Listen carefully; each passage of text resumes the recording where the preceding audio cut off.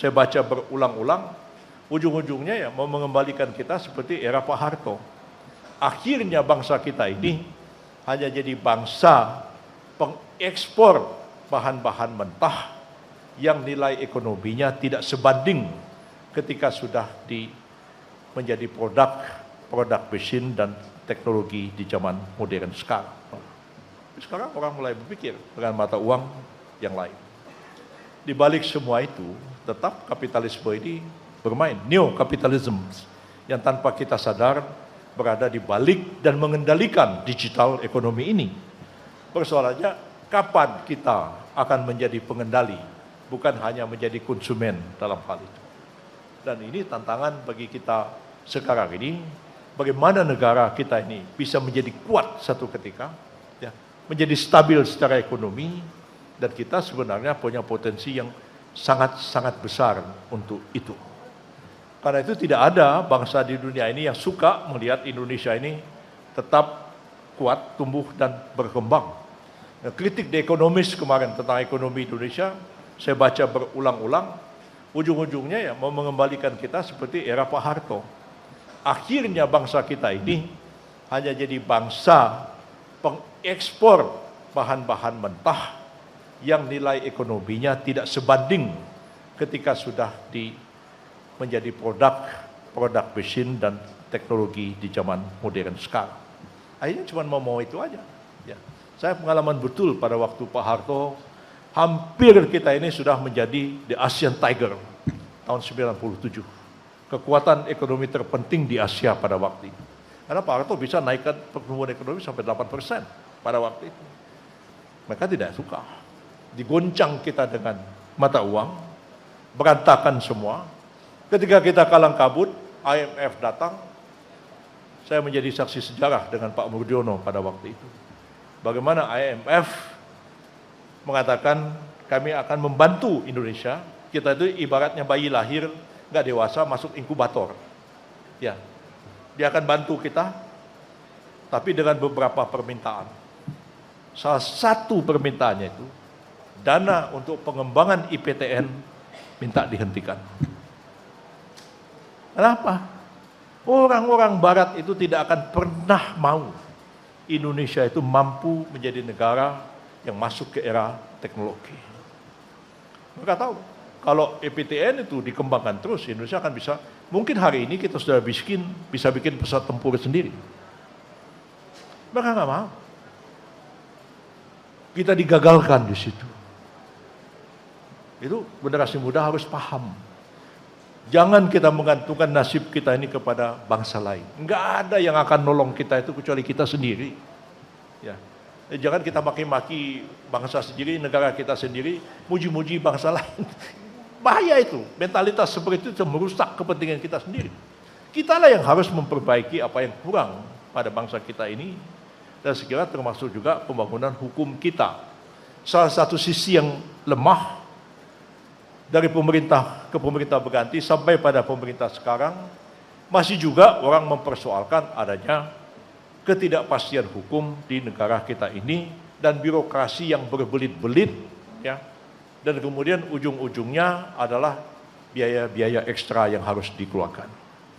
Termasuk juga pemerintah Cina menyurat kepada Presiden, Pak Presiden kita, mempertanyakan kelambatan proses pengurutan perizinan, liku-liku birokrasi yang panjang, biaya-biaya ekstra yang tidak perlu, dan segala macam yang mengakibatkan kita lambat. Saya menyadari itu. Nah, saya kadang-kadang juga marah-marah kepada jajaran birokrasi. Saya bilang, kalian ini kok hobinya bikin peraturan? Ya, saya bilang, walaupun saya profesor hukum, kalau saya melihat, saya bilang, satu masalah tuh bisa diselesaikan, bisa dikerjakan tanpa peraturan, nggak perlu kalian bikin peraturan. Ya. Bikin peraturan aja kerjanya. Diskusi berbulan-bulan, nggak selesai. 2 tahun, nggak jadi-jadi peraturannya. Begitu jadi peraturan, nabrak lagi peraturan yang lain. Ya. Saya ambil contoh sederhana aja, memindahkan narapidana ke negara lain. Transfer of prisoners. Ya. Exchange of prisoners. Itu ada dalam kuliah hukum pidana. Pak moderator orang pidana paham mana transfer of prisoners. nggak pernah dilaksanakan. Pak Mahfud MD bilang peraturannya nggak ada. Ya kalau peraturan nggak ada, kenapa nggak dibikin? Nggak dibikin juga, nggak dilaksanakan. Saya bilang, saya bisa pindahkan narapidana itu tanpa peraturan. Jadi, ya, hal yang 20 tahun nggak bisa dikerjakan orang, saya bisa selesaikan dalam waktu hanya 2 bulan. Ya, ya. Masalah sederhana. Ya. Presiden Marcos dari Filipina datang ke Jakarta pada waktu Pak Prabowo dilantik menjadi presiden oleh MPR. Sorenya ada jamuan makan di istana. Presiden Marcos mengatakan, Pak Presiden, bisa nggak Pak Presiden bantu untuk memulangkan warga negara Filipina yang dihukum mati di sini? Namanya Mary Jane. Besoknya Pak Prabowo panggil saya, Prof, tahu kasus Mary Jane? Ya saya tahu. Bisa nggak dipulangkan? Bisa, saya bilang. Ya, coba cari akal, segera dipulangkan. Nggak sampai 2 bulan. Lalu kita bisa selesaikan masalah yang sama dengan Prancis, dengan Inggris, dengan negara-negara lain. Karena kalau itu tidak diselesaikan, akan timbul persoalan baru. Banyak negara sudah menghapuskan hukuman mati, tapi kemudian kita masih mengeksekusi orang. Itu akan timbul persoalan hubungan antar negara. Karena itu kita memang perlu hati-hati menghadapi hal seperti ini. Itu hanya contoh kecil aja. Bagaimana satu masalah kalau bisa diselesaikan tanpa peraturan, nggak perlu bikin peraturan. Kita selesaikan aja masalah itu secara baik-baik. Nah itulah hal-hal yang dapat saya jelaskan. Pada intinya adalah sudah saya tuliskan panjang-panjang di situ, nggak usah saya bacakan semua. Adalah tugas dan tanggung jawab kita menjawab tantangan gig ekonomi, artificial intelligence. Sementara ini kita nggak usah bikin peraturan dulu. Kita ikuti aja dia berkembang. Dan tidak terlalu banyak perlu peraturan diatur. Nah kalau sudah timbul masalah, kita coba selesaikan dengan cara perundingan, dengan cara kita mengatasi case by case. Nah kalau sudah dirasakan perlu, kita bikin peraturannya. Pengalaman kita membentuk undang-undang tentang perlindungan data pribadi sebagai satu contoh. Undang-undangnya selesai kita bikin. Kita bikin undang-undang tentang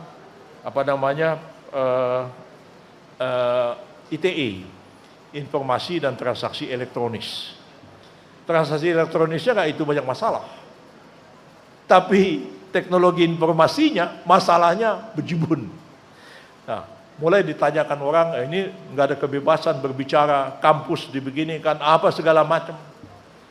Nah, dosen ditahan, ditangkap. Nah, nggak sesuai lagi dengan perkembangan baru. Ya. Sudah kita bikin itu, muncul lagi film, apa namanya tadi itu, Pesta Babi. Ya. Ya.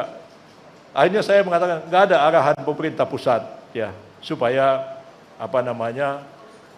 mengambil langkah melarang orang mau nobar, mendiskusi film Pesta Babi itu. Silakan aja. Ya. Kalau polisi bertindak, ya bagaimana? Ya saya bilang polisi ya lokal, dia mempertimbangkan situasi. Kalau di daerah itu ada film nobar terus polisi melihat ada potensi bakal berantem orang, ya polisi bisa larang. Ya itu kewenangannya polisi sebagai penjaga Kamtimas. Tapi orang tanya, kalau tentara gimana Pak Yusril? Susah saya menjawabnya. Yang larang tentara Pak, katanya Pak. Nah, ini repot saya jawabnya begitu. Tapi itulah saya kira masalah-masalah yang kita hadapi bersama. Mudah-mudahan dengan keyakinan kita sebagai manusia, insya Allah ke depan bangsa kita lebih baik. Dan pada mahasiswa saya berpesan, teruslah belajar mengantisipasi setiap perubahan. Subscribe, share, like, and comment. Subscribe, share, like, and comment. Subscribe, share, like, and comment. Subscribe, share, like, and comment. Subscribe, share, like, and comment.